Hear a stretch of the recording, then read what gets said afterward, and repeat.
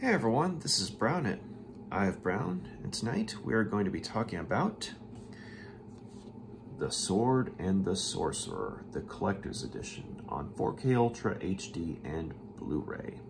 So this is a movie that I am very glad has finally got a special edition to it, because it's a cult classic within the realm of B-movies in general, as well as fantasy movies from the 80s. And it's the first film that was directed by Albert Pyun, who is rightfully regarded as one of the most prolific filmmakers within the B-movie industry. And odds are you've seen at least one of his movies. And so the story begins when the ambitious ruler Titus Cromwell has decided to resort to supernatural means to conquer the kingdom of Eden, which in turn is led by the good King Richard.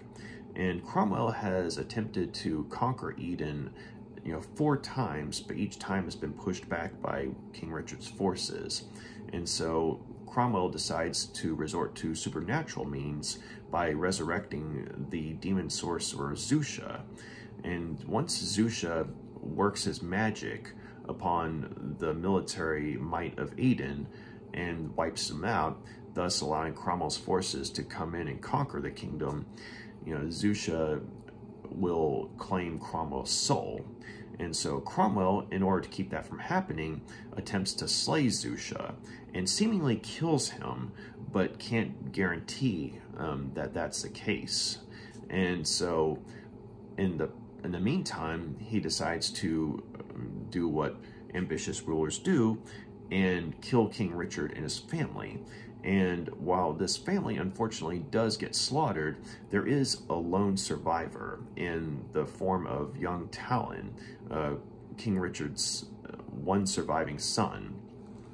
And before he died, King Richard passed on a tri-bladed sword to Talon, charging Talon to avenge the loss of the royal family, as well as the kingdom of Eden, against Cromwell's forces. And so Talon survives the slaughter and makes his way beyond Eden, and over time becomes an adventurer, a mercenary, a man to be reckoned with.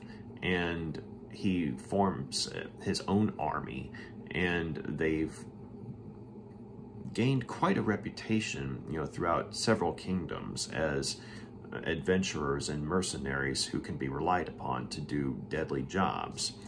But Talon has never forgotten what happened to his family. And so as one adventure, just so happens to bring them, quite close to Eden after all these years, Talon decides, hey, I'm going to finally avenge my family. And so he and his men go into Eden and find themselves embroiled in the middle of an attempted uprising by the people, namely an uprising that's led by Prince Micah and Princess Alana, surviving royals from another part of the former royal family. And unfortunately, Prince Micah has gotten himself captured by Cromwell's forces, and Princess Alana has manages to escape, but she comes into contact with Talon, and she offers a bargain to him. Basically, she will allow Talon to have one night with her, a night of pleasure, if you will. And in return, Talon and his men will go into Cromwell's dungeons and rescue Micah. And so this is a dangerous enough task in and of itself, because Cromwell's dungeons are supposedly inescapable. But it turns out there's more to this than meets the eye, because the Chancellor of Cromwell, a guy named Malasisi,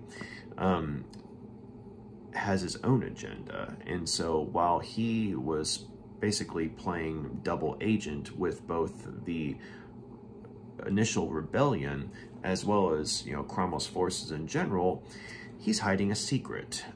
He himself is actually Xusia in disguise, and he has his own plans of revenge against the the royal tyrant, and that stem from a long time ago. And so you have all of these agendas and all these, you know, vengeful plans coming into play. And in the meantime, Cromwell knows that Xusia's out there, you know, hunting for him, looking for him. There's no way that that Cromwell's assassination attempt worked on him. He knows this, and he's been haunted by it ever since, but he doesn't know who Xusia is. But we, the audience, do. But he also knows that someone has been hunting for him as well, you know, for reasons unknown, but except for the fact that there's vengeance involved. And so, you know, basically you've got all of these agendas going on. I mean, you have Talon going in to try and avenge his family, and then he ends up, you know, taking a part in a royal rebellion, you know, by rescuing Prince Micah so he can bed Princess Alana in turn. And you have Princess Alana, you know, doing whatever she can to, you know, try and rescue her brother. And since she's in a position where she doesn't have much to bargain with, you know, she does the best with the hand that she's dealt. And then, of course, you have Cromwell, who, even though he is a ruler that was, without a doubt, in the realm of evil, he is someone who realizes that he made a mistake at some point a long time ago by resorting to supernatural means. And he knows that Xusia is coming for him. And Xusia, in turn, has his own plans for Cromwell and the kingdom of Aden. And so this is a movie that I think, going in, I mean, you expect a cheesy B movie, that's fun and entertaining, and it certainly is. But in some ways, it's a little more complex than I thought it was going to be going into it. And this isn't the first time I've watched the movie. I actually, saw it a long time ago, back when I was going to Quad C. Because I remember that there was a VHS liquidation sale at some store somewhere, where they were selling VHS copies for 25 cents each. Excuse me. And that's how I was able to see the movie for the first time. But unfortunately, I mean, with respect to the nostalgia of VHS, this was a very worn copy, I think. Either that or the audio and visual quality for the movie in general was less than stellar. And now that I'm thinking about it, that was a common complaint with the movie. For example, the lighting was something that was frequently complained about, by people who saw the movie. And so I guess maybe it wasn't just a bum copy on my part. But at the time I saw it, I mean, there were moments where I was like, I thought, there were certain elements that I could appreciate, say, within the realm of fantasy movies, but I didn't think it was that good of a movie overall. But at the same time, I respected it in the sense that it was where the career of Albert Pyun began. And, within the realm of B movies, I mean, he's definitely, kind of a figurehead.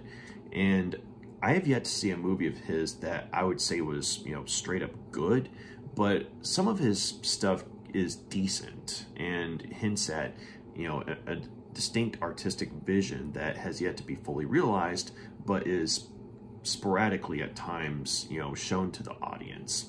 And The Sword and the Sorcerer was definitely one of those movies.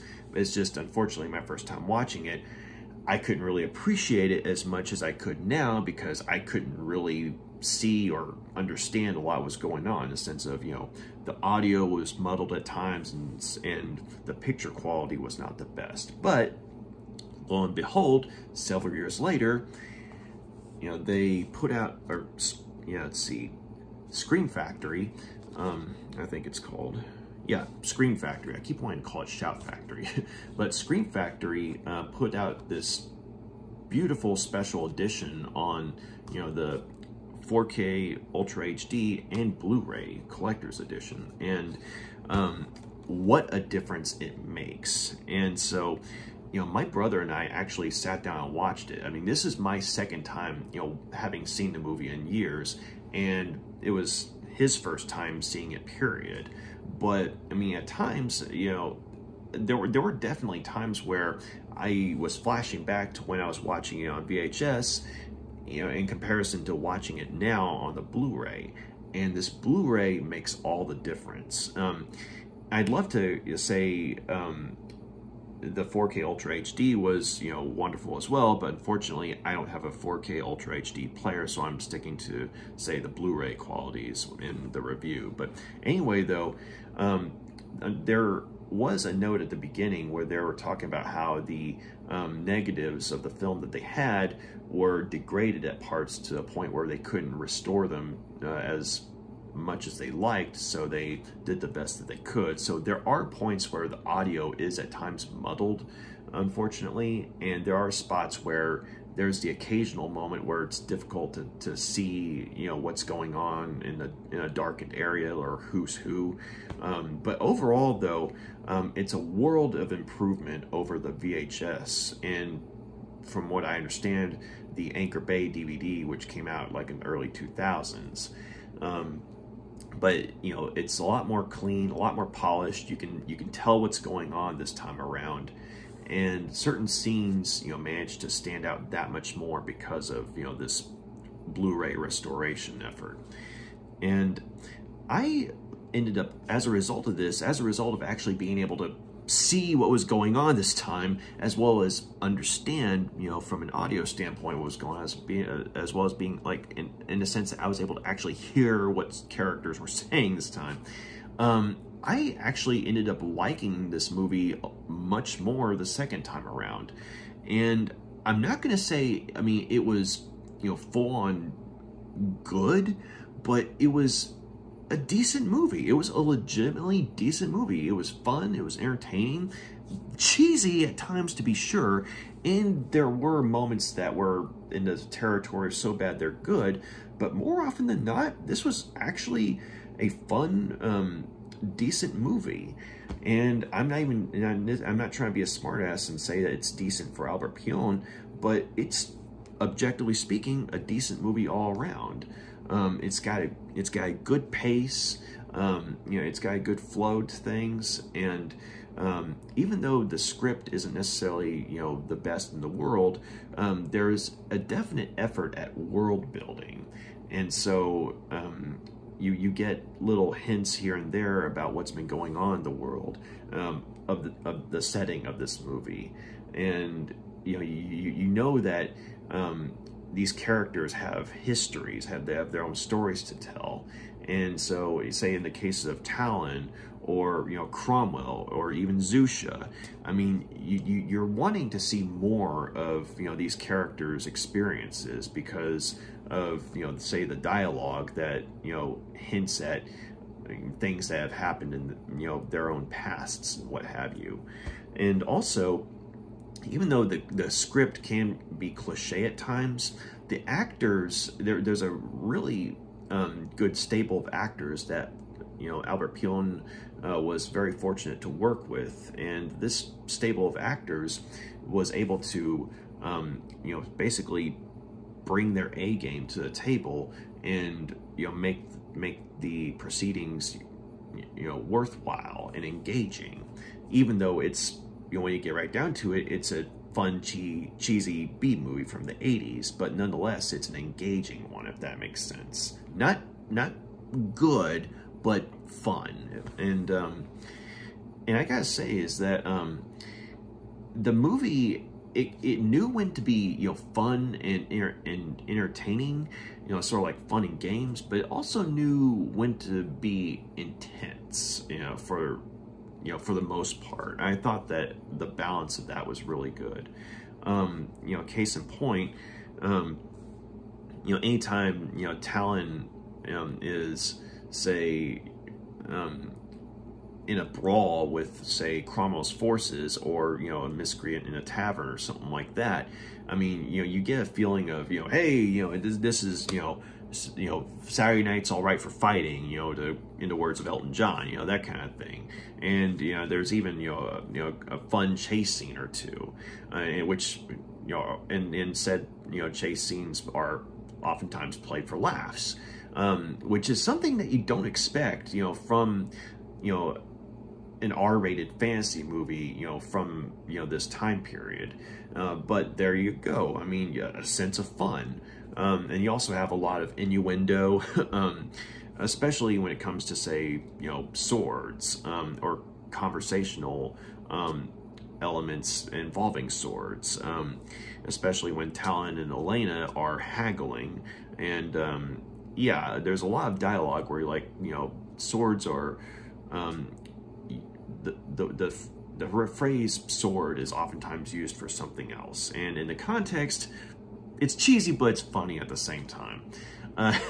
So yeah, it's a sense of fun, cheesy fun, and Talon, as played by Lee Horsley, actually manages to be a roguish and yet strangely likable protagonist. I mean, I wouldn't say like he's the most noble and protagonist. I think I said antagonist, but Talon proves to be a strangely likable protagonist, in spite of his roguish nature, and especially, you know, with the fact that, you know, he's, you know, bargaining with Alana to sleep with her for a night, which is something that most heroes don't do. And even the term hero is, you know, used somewhat loosely with Talon. But within, I guess, the context of the time in which, you know, this story is supposed to be taking place in, which is like sometime in the medieval Earth, I'm guessing, this loose morality does make some sense. And so it's not one of those deals where you're like, OMG, we have to cancel this movie from 1982, Talon's so sexist, which, I mean, there are sexist elements within this movie because of when the movie was made, but at the same time, considering when the story is supposed to be taking place in, Talon comes across as, say, someone who's just a man of their time, and, you know, not necessarily a bad guy, if that makes sense. But Lee Horsley, you know, plays him with a, you know, likable swagger, and ironically, the part was almost taken by David Hasselhoff, of all people, which I found out, you know, by watching, you know, the making of features. But, you know, I'm thinking of that, and I'm trying, in my head, I'm trying to picture David Hasselhoff as Talon, and I'm comparing Lee Horsley's portrayal. I'm like, thank God they went with Lee Horsley, because Lee Horsley, you know, he brings this distinctive, you know, almost comedic, you know, swagger, you know, and confidence to the role. And he does a really good job with it. And even in the fight scenes, he actually does a pretty, you know, solid, you know, job of, you know, using whatever is at hand, whether, you know, it's, you know, punching someone out, literally using a leg of meat to take out 3 guys, you know, in one sitting, not all at the same time, but, you know, 3 guys in one fight. But then, of course, you know, you put a sword in his hand, the guy can kick some ass. And so the thing about Talon's use of swords is that he has a 3-bladed sword that was passed on to him by his late father, King Richard. And this 3-bladed sword, it's just as how it sounds. It's a sword with 3 blades, and the blades are capable of being fired. And so, you know, he has the choice of, you know, either, you know, wielding it like a regular sword and swinging it, you know, blocking it, what have you, or firing away. And so this is a pretty nifty, you know, I mean, it's ridiculous on paper and even on film at times, but at the same time, it's a very unique element. And so seeing Lee Horsley as Talon using this sword, you know, managed to make for a very distinctive element, you know, that was, you know, in this movie that you're probably not going to find, you know, anywhere else, within the 80s fantasy movies, that is. But anyway, though, yeah, so Lee Horsley does a good job as Talon. He's a fun character, if slightly perverted at times, you know, considering, you know, the nature of, you know, the story, or I guess his his bargain with Alana.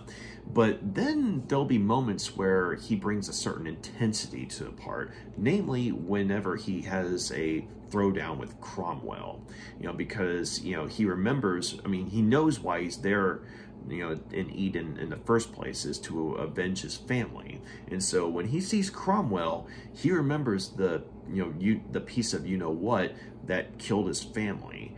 And so it goes from fun and games to, I'm going to take your damn head off. And Lee Horsley does a really good job of channeling that. And the fact that he goes from, one extreme to another in so natural, a turn, it's just, I think this is the first thing I saw Lee Horsley in. And I know he was in a show called Matt Houston that was also in the 80s, but I don't know much about it. I know that, amongst Lee Horsley fans, that's, something that was probably one of his, big things, as well as this movie right here. But I wish I could have seen Lee Horsley in some other things, though, because, he does a good job here and makes Talon into a strangely likable anti-hero, I guess you'd say. And I would even argue that as iconic and, memorable as the Arnold Schwarzenegger Conan movie is from the same year of 1982, and John Milius was also a much better director than Albert Pyun. But the Arnold Schwarzenegger version of Conan is iconic in its own right. But if you've read the comics, if you read any of the novels, Conan has a distinct sense of humor, that unfortunately was kind of missing with the Arnold Schwarzenegger version on screen. And Schwarzenegger did a good job as Conan in that movie, but I honestly think that the character of Talon, as played by Lee Horsley, did a better job of capturing the sense of humor and mirth that Conan had at times within, the comic books or the novels he was in. And so, contrary to what it says on the back, where it says, in many ways better than Conan the Barbarian and Excalibur, I'm not going to go that far, but I will say if there's one element of The Sword and the Sorcerer that was better than Conan the Barbarian, it was the fact that Lee Horsley's Talon, captured that comedic element of Conan better than the Arnold Schwarzenegger version. So Lee Horsley as Talon, good job. Let's see, the scene stealer, though, for me, as well as my brother, was Richard Lynch as Titus Cromwell. And Richard Lynch, for those of you who don't know, he's one of those actors who was pigeonholed into predominantly bad guy roles because he has a very distinctive look to him. And whenever he's on screen in a movie, a lot of his movies, from what I've seen, tend to be less than stellar, but he always brings his A game to the table. He always puts on a good show as a bad guy. Even in that, lousy Chuck Norris movie, Invasion USA, Richard Lynch did a really good job of playing the main bad guy, the Russian dude. He and Chuck Norris at one point towards the climax, they're stalking each other with bazookas but anyway, though, just so if you've seen that movie, you know who I'm talking about. But Richard Lynch was really good as the bad guy in a cheesy movie. And then, you see him in a movie like this, The Sword and the Sorcerer, which, in its own way is a cheesy movie, but manages to actually be a decent movie as well. And, you actually see just how good of an actor Richard Lynch is as a bad guy. And I even remember him in another horror movie. It was called Bad Dreams. Not that good of a movie, but he was terrifying in that. But anyway, though, Richard Lynch, he does his thing. He plays, the right, balance, of manipulative and desperate, with the character of Titus Cromwell. Manipulative because, hey, he's trying to keep his kingdom under control. He's gonna kill who he needs to kill, lie to whoever he needs to lie to. But at the same time, he's desperate though, because he knows that his actions from years ago are going to come back to bite him at some point. And so he's always on the lookout, and he's always trying to find out who Xusia is and where Xusia is. And so there's another reviewer, I think, they made an interesting point about Cromwell. There's a sense of regret with his character that you don't expect to see in a movie like this, because I mean, he's not necessarily regretting the fact that he killed the majority of the royal family all those years ago, because I mean, hey, he's an ambitious ruler in a time in where morals were a lot less, morals in the time period I guess this movie was set in were far looser than they are now, and when it came to politics. And so it was kill or be killed. And so, and I remember in this other review that the person was talking about how, as far as Cromwell being a man of his time, I mean, he wasn't the worst villain, but at the same time, I saw what they were talking about, because there was an element of regret there because of the fact that he resorted to supernatural means to take out Eden's military, but he also doesn't want to give up his soul. And it's like he thought that he could just kill Xusia and be done with it, but this is a sorcerer. Stabbing him and him falling off a cliff isn't going to do the trick. So, but anyway, though, I'm sorry, I was going off on a tangent here, but Richard Lynch does a really good job as Cromwell.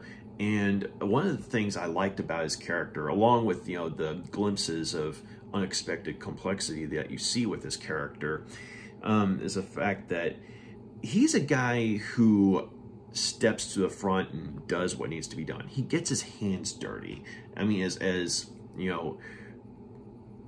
wrong as it, I mean, as morally evil as he is for, say, killing a royal family, he himself is the one who does it.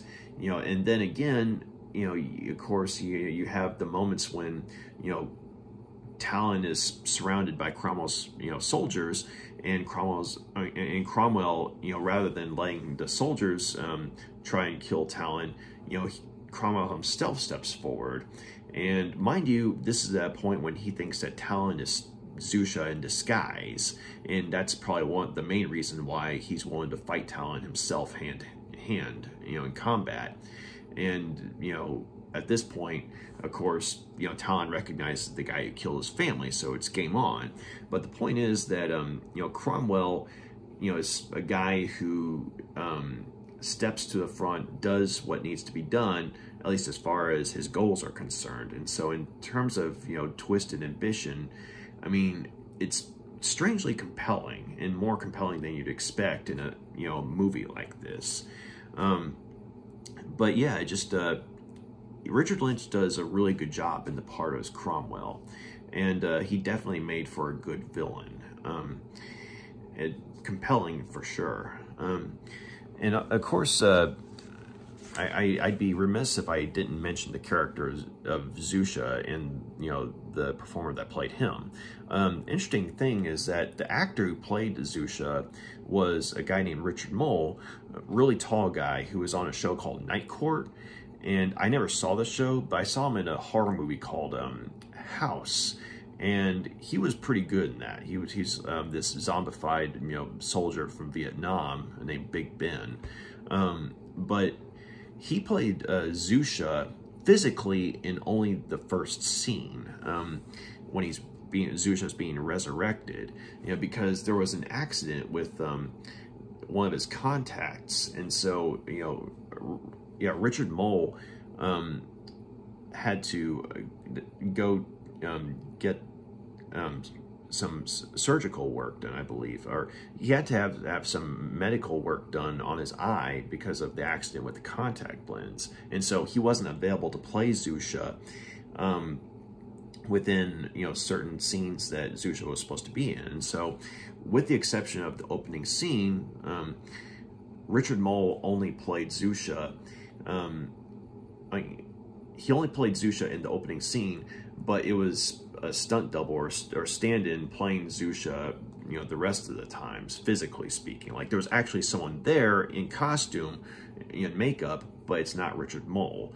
But they went ahead and re-looped Richard Moll's dialogue. Like, he recorded it after the fact, and so they were able to still have Richard Moll's voice. And so technically Richard Moll was still playing Xusia. But Xusia was a very interesting character in the sense that, you know, you arguably, you have two people playing him. I mean, within the story. I mean, you have Richard Moll playing him, but you also have the actor George Maharis playing him.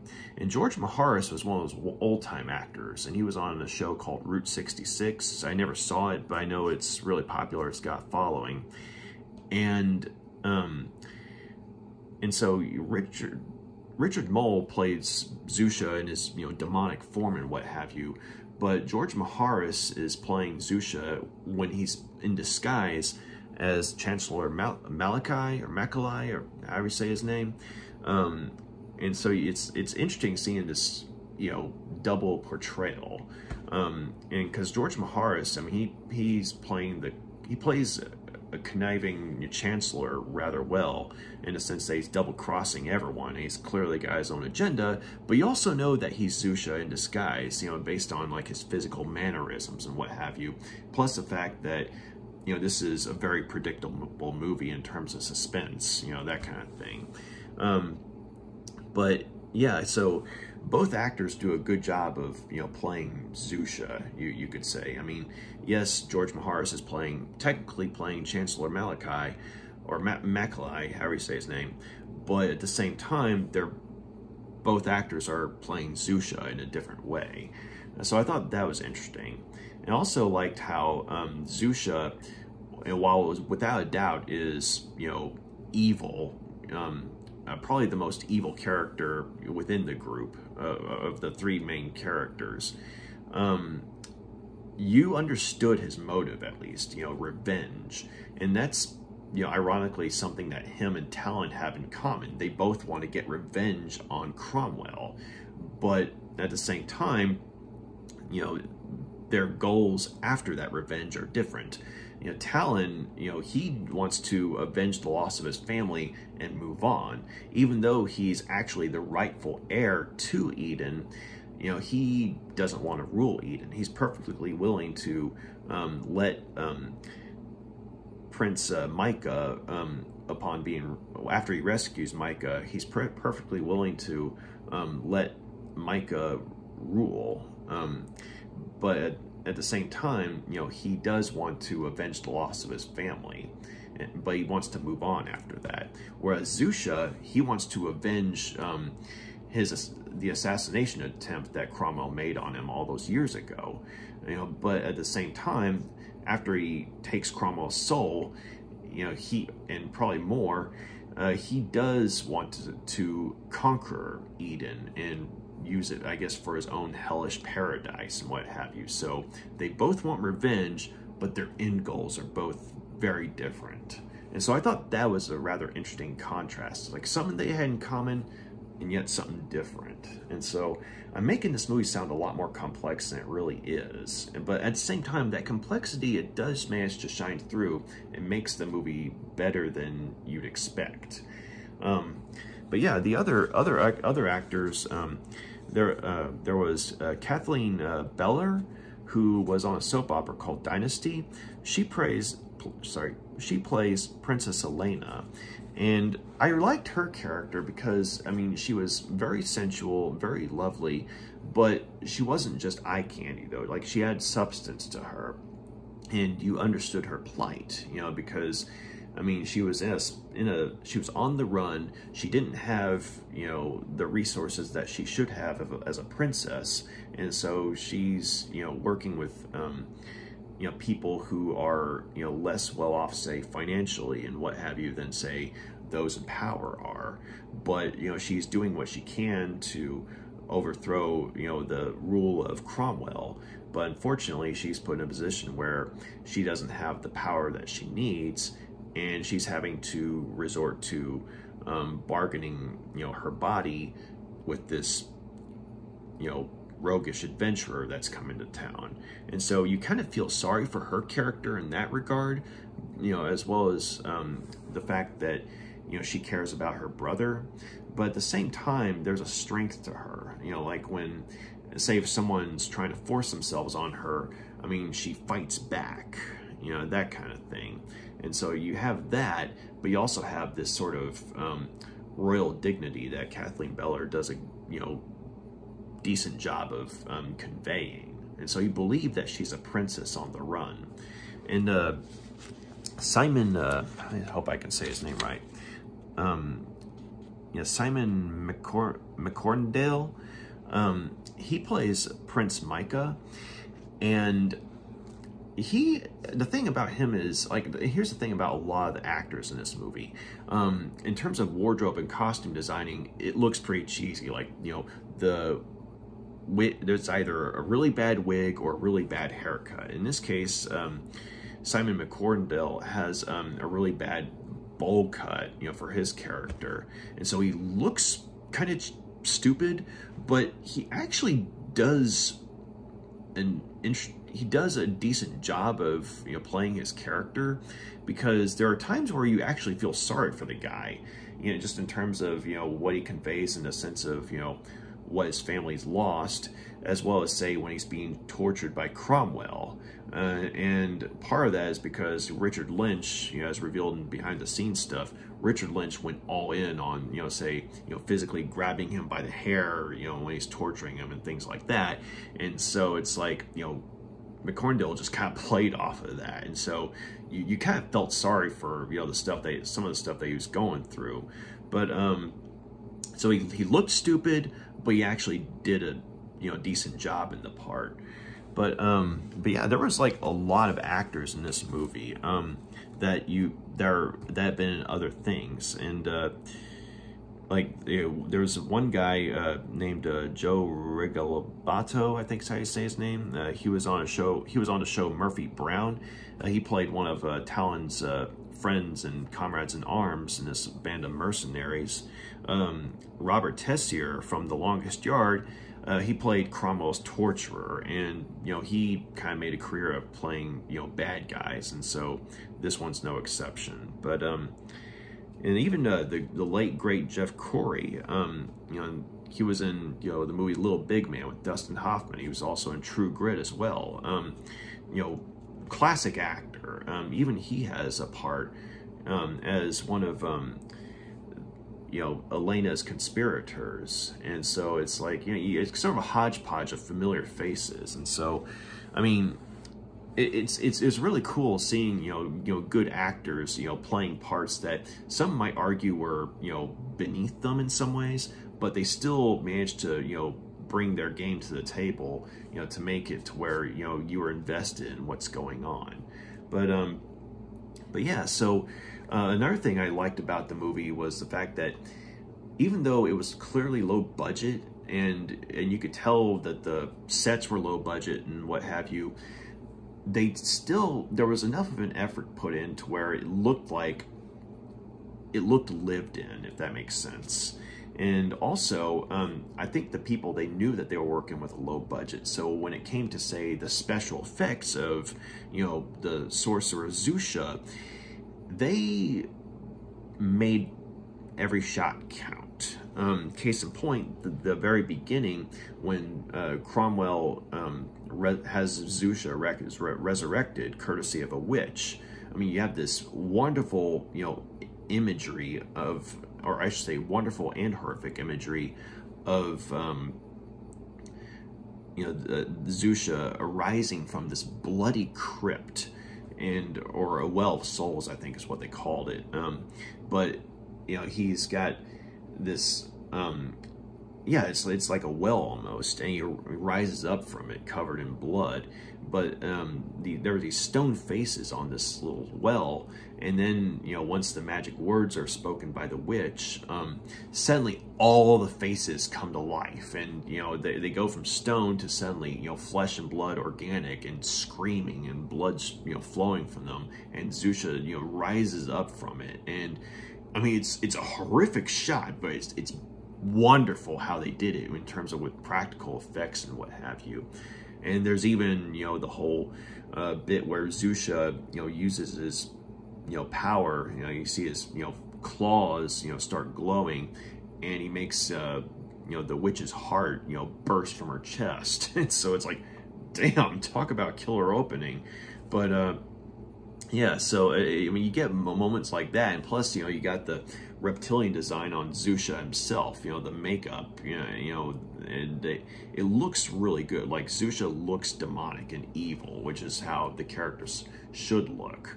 And then, of course, you know, you have, you know, this I'm gonna just go ahead and say, you know, perversely beautiful, you know, scene at the climax wherein Chancellor Maliki, I can never say his name right, reveals himself to be Xusia to one of the main characters.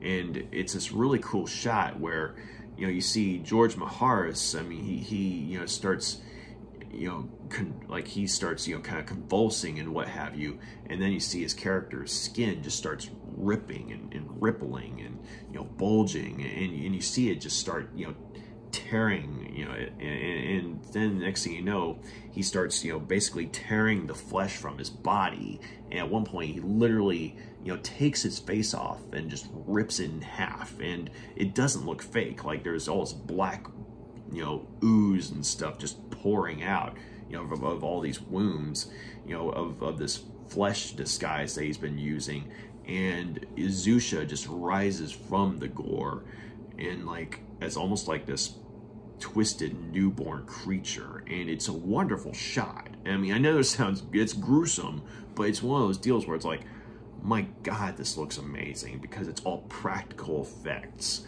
And so anytime Xusia was on screen, even though the movie was low budget, they put the money where they ought to when it came to, say, Xusia. And I just wish that the character Xusia, just in terms of, like, you know, sorcerer, you know, powers and abilities, I wish that they had put Xusia in there, you know, more than they did. Because, I mean, the time that we see him, I mean, he looks terrifying, and whenever we see his magic at work, it's pretty wild. So, good job on that part. And so it's just like, there's a lot to enjoy in this movie. And I liked how the movie, you know, it had a good pace. It knew when to be serious, it knew when to be funny, and it was good at switching, you know, things up. And so I will say that on the downside, though, you can't deny that the movie's cheesy. I mean, as I said, you know, you can tell it's low budget. Even though they make an effort to make things look lived in, I mean, it still looks, you know, low budget. And, you know, the costuming at times, I mean, some of the costuming's good, but a lot of it's like, okay, you know, we just threw stuff together here. And also, you know, like, say, you know, oftentimes the hair, you know, whether it be a wig or just a bad haircut, manages to, you know, look pretty stupid on a lot of characters. And so you're just kind of snickering, you know, probably when you're not supposed to at times.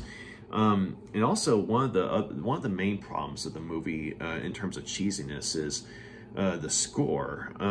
You know, the score of the movie, let's see, it was composed by a guy named David Whitaker, I think it's Whitaker. I think it's how you say his name. But he, I mean, he's a good composer. I mean, there's some really good parts of the score here, in certain scenes. Like whenever, you know, Xusia is involved, I mean, it gets really intense. And whenever, you know, Talon's, you know, going in and out of the city, you know, fleeing from, you know, the enemy soldiers and what have you, or whenever he's, you know, fighting Cromwell, you know, the score's really good. It matches the scenes. I mean, you know, you got humorous, you got intense, and you got scary. I mean, good stuff. But then there are moments where you're watching what's on screen and you're listening to the music that's playing, and you're like, did the composer watch the same movie that we're watching? Because, I mean, there are scenes where something horrible happens on screen, but it sounds so happy and upbeat. And it's like, I remember Mystery Science Theater, I think it was, or Riff Tracks, like, they did a thing for this movie, and they poked fun at the music score even. They say, I think it was something about how, you know, Gargamel from the Smurfs has finally discovered the meaning of Christmas. And so it's like, you know, it sounds so festive and something you'd hear in a holiday special at times. Like, I mean, there's a scene where shortly after Talon's family is slaughtered, you know, he goes on the run, and then he has one of his hands, you know, nailed to a tree by an arrow from one of Cromwell's soldiers. And while he does, you know, manage to, you know, kill the guys with his, you know, three-bladed sword, you know, the music that's, and you're thinking, I mean, this is an intense moment, but then the music that's playing, it sounds so happy, and you're like, wait a minute, what?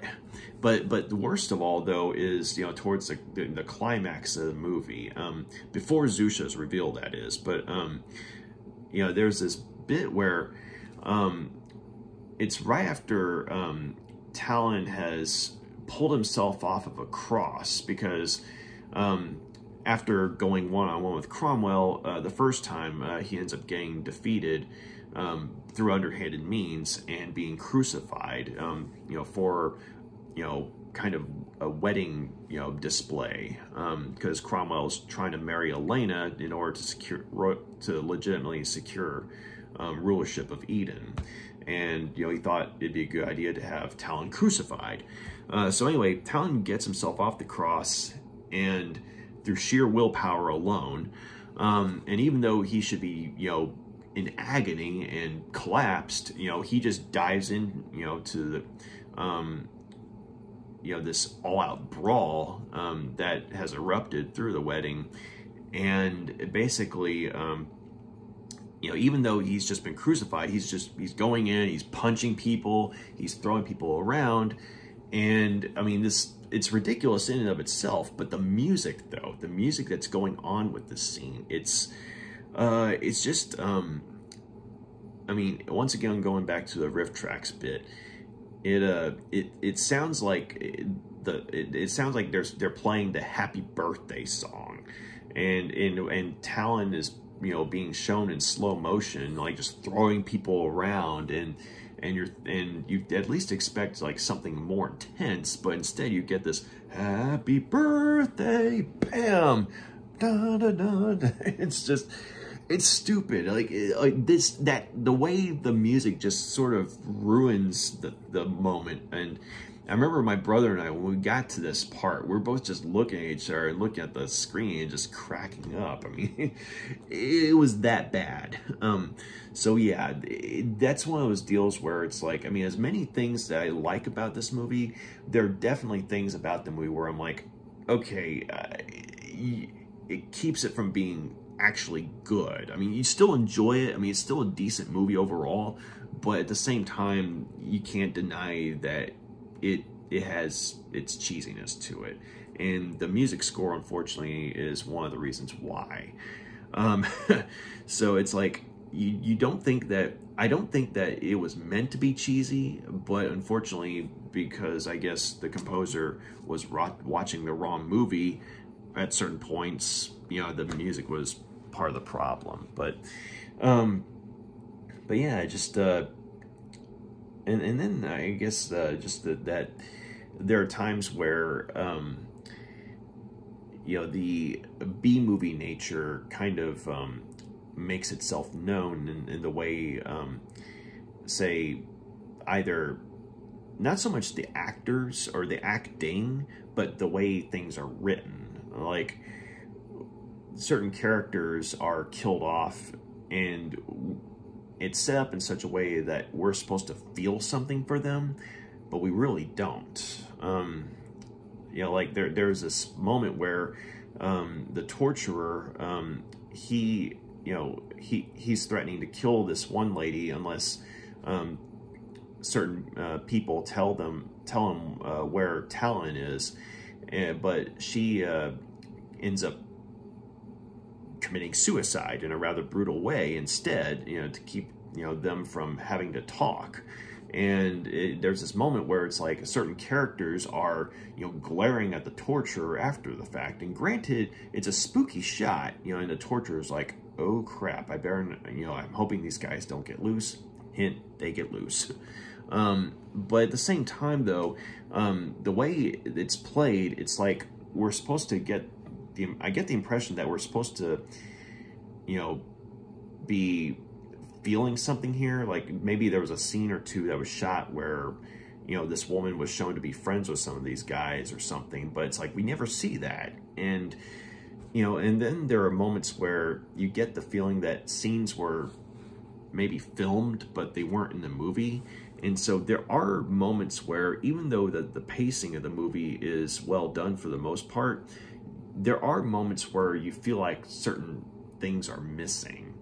You know, case in point, when King Richard is, you know, being killed by Cromwell, apparently there was film that was shot wherein before he died, he actually managed to put up a fight against Cromwell, but it wasn't Cromwell who killed him. It was his second man, I guess, you know, ended up killing him instead, and Cromwell chewed him out. I remember because in the book that's what happened, but also there's like a publicity photo, you know, where you see that moment where Richard's got Cromwell on the ground, you know, throttling him, and then Cromwell's second is got the sword up, about to kill Richard.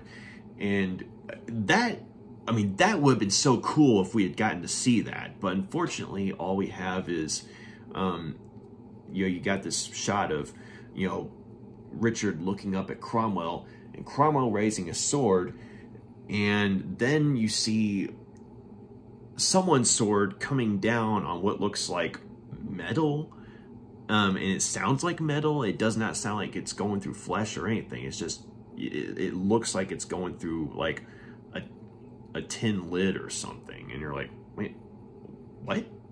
And yeah, just the way some of the stuff's shot at times, and like on some occasions, whenever Talon's three-bladed sword is used, there are moments where I think the editing, you know, was off, because, you know, he's facing one way and firing, you know, one of the blades at one of the bad guys, but then when the bad guy gets hit, it's like instead of being hit from the front, somehow the blade's in the back of their head, and you're like, how the heck did that happen? And so yeah, I mean, sometimes the editing, or I guess the choppy editing at times can, you know, sort of throw things off, unfortunately. I mean, in some ways it kind of makes the experience more entertaining, but I don't think it was meant to be in that regard. But yeah, so I mean, overall, I thought this was an entertaining movie. It was decent. I mean, it was fun. It was cheesy, but it was fun. And I honestly would have liked to have seen more of this world. I mean, I would have liked to have seen more adventures of Talon, because, I mean, he made for an interesting, you know, protagonist. I mean, I'm not going to say outright hero, but, I mean, he was a good character, and I definitely wanted to see more of the world that he was in, because they actually did an interesting job of building up some of the lore just from what, you know, snippets you hear. And there was a sequel that was made to this movie, and, you know, originally it was supposed to be in the same decade as, you know, this one was, as in the 80s, but it never happened, and it wasn't until the 2000s that we finally got a sequel, but by all accounts, it really sucked. And it was by the same guy who directed this one. But But yeah, so it's just I thought it was a fun movie. It was decent. It was entertaining. You definitely have to check your brain at the door more than once. Case in point, if this is Earth in the medieval period, I mean, would anyone know what 5 minutes are? That does actually come up at one point. But yeah, so I mean, there are times where you have to check your brain at the door, but things are fun enough to where, you know, you don't mind doing so. And the bits that shine through where you get a glimpse of a much better movie, I mean, they make you, you know, sit up and take notice, you know, because you don't expect these moments of legitimate competence. And, you know, speaking of competence, I should mention that, you know, there are issues with, as I said, there were issues with Talon's sword and how it was depicted in terms of, you know, is it magic? I mean, is it just a gimmick or what have you? But at the same time, as faulty as it is in terms of, I guess you could say, the plot and everything, at least it's how it's depicted on screen, there is a really cool shot where you see Talon, after having pulled himself off of the cross or what have you, you know, he gets a hold of the sword again, and you see at least 4 of Cromwell's henchmen charging him. And there's this really cool slowed down shot where he takes the 3-bladed sword and just swings at them and breaks all their swords in 2. And it's a really cool shot. And so it's, you know, awkward and problematic as, you know, the sword can be in terms of like making sense of it. I mean, at the very least, we get a cool shot of it in action. And so I thought that was, you know, pretty cool. So, I mean, I would have liked to have figured out, like, okay, was this sword magic? Was it a gimmick? Was it just, you know, a really cool gimmicky weapon? If it was magic, I mean, that would at least explain why Talon's able to, you know, jump right back into fighting after being crucified. But instead, it just looks like, you know, he's that much of a badass, you know, where he pulled himself off and dove right back in, you know, that kind of thing. But I'm going to go ahead and give The Sword and the Sorcerer, you know, 3 out of 5 stars. It was fun. It was decent. And there's a bunch of special features on this thing. You know, there's, you know, a commentary track by Albert Pyun. There are several interviews with some of the cast and crew members, you know, and just some really cool, you know, bonus features here.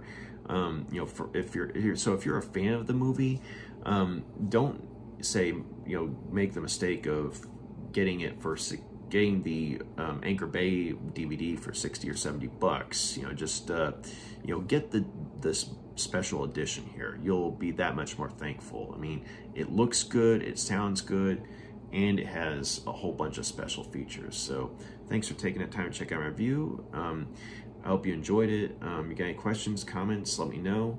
You know, have a good night. Bye.